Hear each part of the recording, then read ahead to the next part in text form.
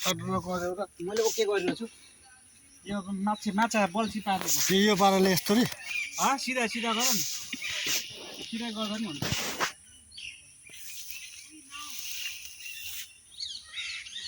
ल यहाँ चाहिँ अब बोटमा चढेर माछाको व्यवस्था हुँदैछ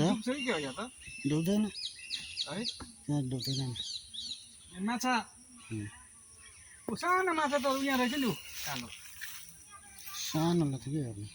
ठुलै आइहाल्छ बरु यहाँ होला हौ यहाँ होला बरु माछा माछा ठिकै छ अहिले यहाँ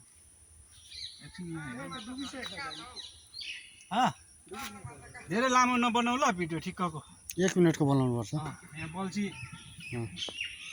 अघि त एउटा हिलेमा नयाँ बल्छी हान्दैछ प्रकाशले हिले माछा एउटा परिसक्यो अर्कोको प्रयासमा छ सफा गर्ने बेला भएको रहेछ